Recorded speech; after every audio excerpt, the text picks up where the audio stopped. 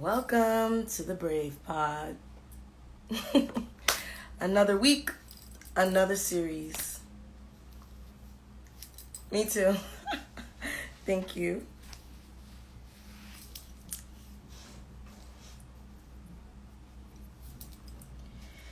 We're just waiting for our guest Stephanie to chime in. I hope you guys are having a awesome day today. It's a little it's a little cloudy, but I still think it's pretty out.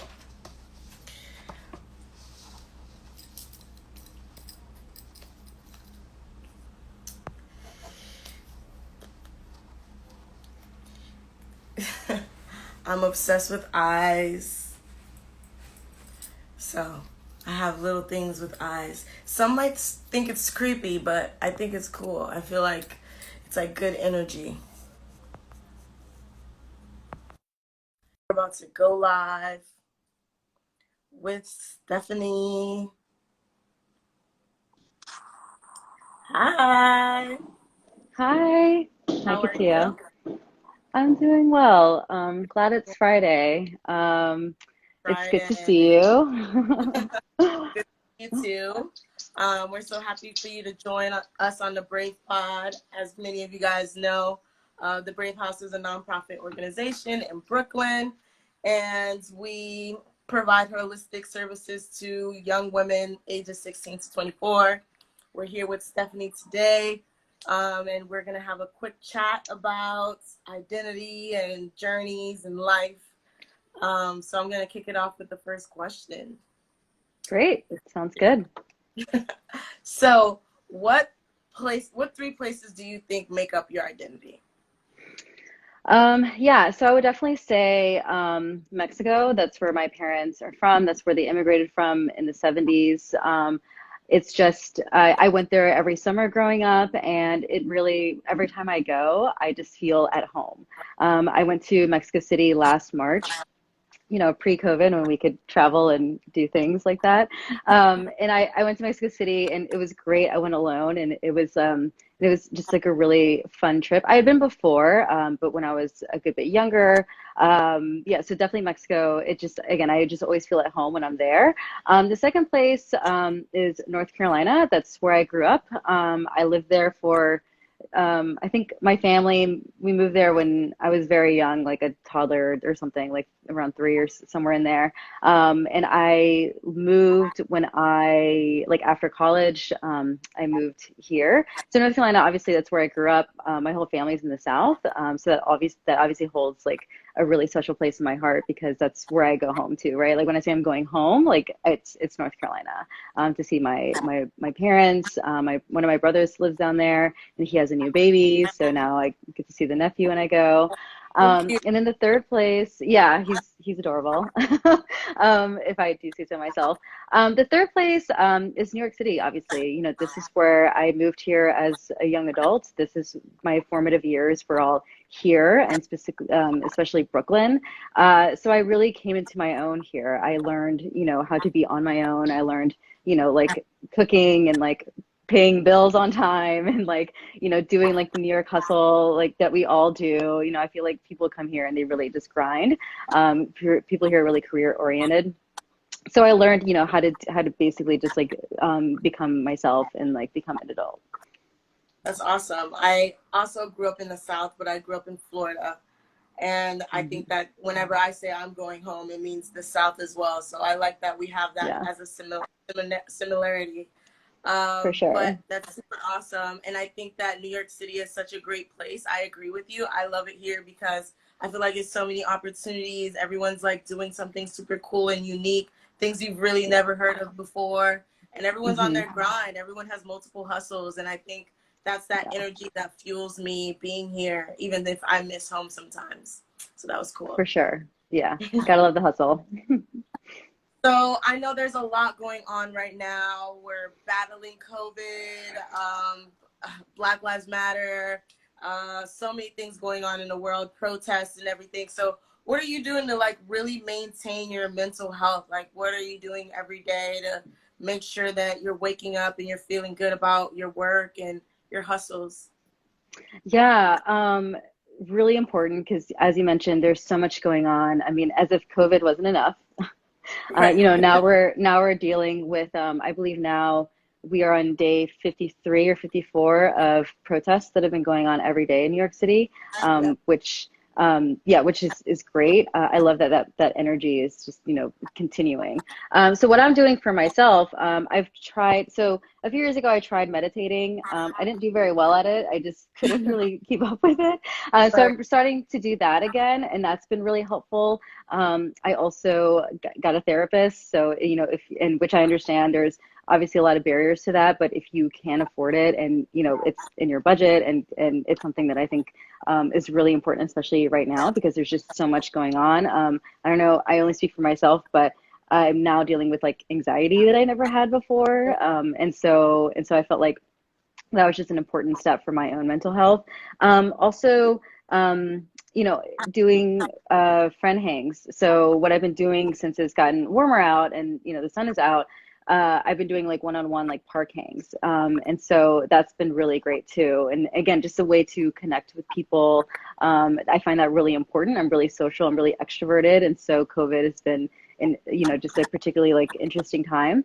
And then just for me personally, I've been volunteering, going to protest when I can. I've been protesting with Street Riders NYC, which is great. Super They dope. do weekly I love rides. them.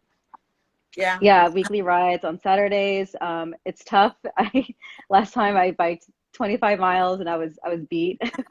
Yeah. But yeah, it's a lot. But Lot. I think if you can show up in person, if you're able to, you're not immunocompromised and you're not living with folks who might be more susceptible to COVID, and you feel safe showing up in person. I think it's really important to do that, and that's been really helpful for my mental health as well.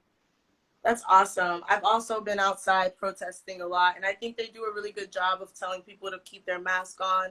There's people giving out water. There's people in the Hmm. lines like squirting hand sanitizer as people walk by. So I feel like New Yorkers are definitely trying to take precautions, and even if they want to be socially aware and be part of this movement, they're still taking care of their health as well. And I really love us for that. And I love that we haven't stopped protesting either. A lot of young kids out there, with school being closed and internships not really happening in the summer, I feel like it's a positive place for them to put their energy. And I love it out there. I'm always out there. And I think that's something that also helps my mental health. But also the flip side to that is just like seeing the people who don't care. They're just having dinner on the sides of New York City, just kind of recording people who are protesting. And it's just like join us instead of record us sort of thing. So I guess that's another thing that kind of takes away. But I'm still glad that we're protesting and we're fighting for something that we shouldn't even need to fight for. But that's what our reality is today. So what's something that you're really excited about right now? Something coming up maybe. Well, as I'm sure you know, the Brave House is doing this beautiful mural on the Lower East Side. Yes. I plan to Bye. go visit it. Yeah, I haven't decided when I'll go. I'm gonna try and go this weekend. I actually might go on Sunday, but I just love that physical or like a visual representation of the Brave House, and just the fact that they were able to use such a big space in such a great way. And I know it took a lot of Zoom calls and a lot of meetings and a lot of brainstorming in order to get the final image and to Right. and to see that. And so I can't wait to see that. I think it's wonderful. I think it's great.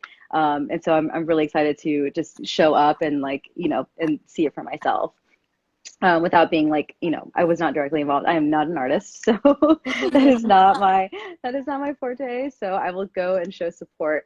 The other thing, doing more volunteering and doing more bike protests. It's something that I feel like it can take like a little bit of a toll, just because it's like it can be like such an emotional thing. But I really enjoy it, and I'm definitely looking forward to doing more of that I can, and using my free time to really give back in that way. And again, just to show up, or to donate to, which is also another thing I've been doing, donating to different organizations as well throughout this whole time. Yeah, and I think, I really enjoy the energy that's been flowing through the city for the past 50 plus days with protesting. I think, we're at a really interesting time in history, and I think we really need to take advantage of all this energy and all the protesting that's been happening. The time is now, right? Like Right. we say this a lot, like if not now, when? If not who? If not me, who?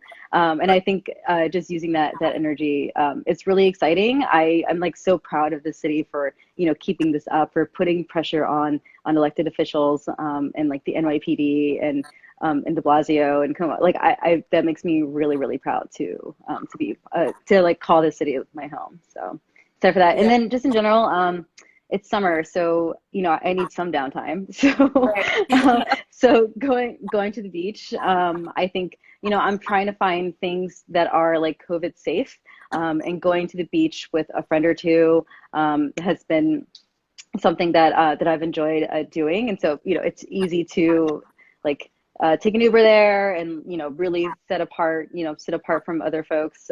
So just enjoying doing more of those little things that are not part of my typical NYC summer, but we all have to adjust, and this is just one of the many ways that I'm doing that. Yeah, for sure. We all have to adjust. I don't think anyone could have wrapped their head around what's going on right now, but I'm glad that New York City is safe enough to open up a little bit and people are able to go outside, because I know there was a time where that wasn't really possible for us. And I think that we as a city set the example for what other Hmm. cities and states should be doing or should have done. Because I know Miami back home, they didn't really shut down, and now they have a huge amount of COVID cases, and it's pretty sad. So I think that although we're trying to find new ways to adapt to our new culture, I think it's always important to stay safe and to figure out how to keep others safe around us, even if we feel fine. But yeah, Right. I'm glad you're still protesting. Like, that makes me really happy. I mean, these protests are incredible. The energy outside is great. And I'm Hmm. glad that we are a part of this history. And hopefully we're the last generation that actually have to protest for this sort of Black lives, actually. But we're now for in the game segment of our show. Okay. All right. I almost tripped over my tongue there. So basically, you're just gonna finish the sentence with one word. I'm gonna start, and you go. Right? Got it. Ready. My happy place is. The park. Prospect Park, If to be more specific. I was just there last Sunday, and it's huge, It's huge. huge. There's so many big lawns. I like to read, and so I'll go out there sometimes with my dog. She's a little older. I would show her to you, but she's sleeping. She's taking her second nap of the day, so noon is her Lucky nap her. time. Lucky her. But yeah, so I like to go out there with a book, maybe some wine. Again, meet up with a friend, or just like read, by myself or listen to a podcast. Cool. Um, if I could be any animal, I would be. Ooh, an elephant. So I really like elephants. Elephants are actually a matriarchal society, or that's just how that's how their tribes or their groups work. And I just find them really fascinating. They grieve their dead when an elephant dies in their in their pack. I'm sorry, I can't remember what their name is when there's Yeah. a group of them, Yeah. but they actually mourn like their dead, which I find really fascinating. I actually think they're a really like fascinating and like underrated animal. So yeah, elephant. Bravery is. Ooh, bravery is standing up for what you believe in, whether it's popular or not. I think the late great John Lewis. I don't know if you read his op-ed in the New York Times that came out yesterday, the day of his funeral.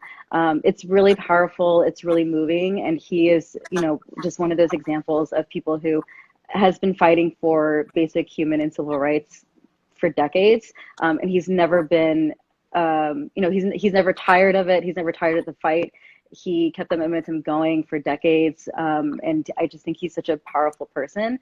And for me, like seeing someone like that that's bravery. You know, being able to be arrested, withstand being arrested over 40 times, you know, getting his skull basically cracked open, you know, all for defending voting rights or basic civil rights or Black liberation. I just find that I find someone like him, that's just like the epitome of bravery to me. I love that. Immigration is beautiful because Immigration is beautiful because it's what makes this country so great. You know, there's a reason why we're called a melting pot, right? And particularly in this city.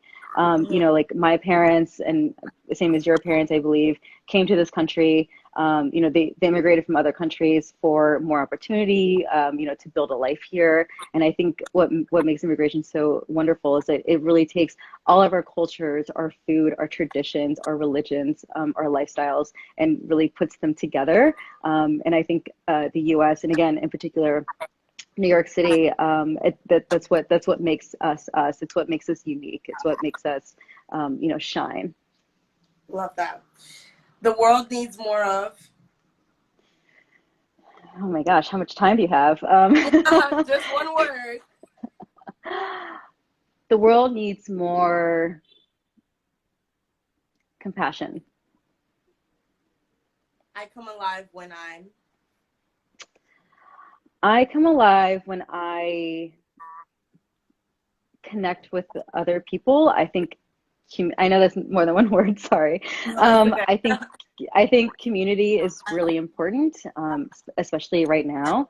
And I think you know, my ability to connect with other people, with new people in particular, I find that really empowering. And I really just feel like I'm able to be myself. So whether it's on the dance floor, which, you know, maybe next year we'll be back Maybe there. next year. Maybe next year, or through volunteering, or just through other, you know, random meetups that I'll do. I find that I'm my most self, or I'm at most peace with myself when I'm in community. Love that. Well, thank you so much for joining us today. I had such a great Thank time you. talking about the mural at the Brave House on the Lower East Side, which shout out to everyone Yes. who worked really hard on that. Yes. I can't wait to Shout see out. I went down there and kind of saw a little bit of it, got to see a sneak peek. It's incredible. And I love that we have a space to show art and everything that we stand for as a community. Shout out to you, to everything that you're doing, protesting for Black lives, being out there. I know it's really hard. And thank you guys for watching the Brave Pod. And yeah, stay tuned for next week. Thank you so much. It was such a joy talking with you. And, you know, don't forget to take care of yourself. Stay hydrated, meditate, yeah, and, you know, balance. It's all about balance. Sounds great. Thank you so much. And I heard Thanks. Lauren is at the wall now. Maybe she'll go live and show you guys a little sneak peek of what's going on. Ooh, But yes, yeah, please, Lauren. see you guys later. Bye. Bye.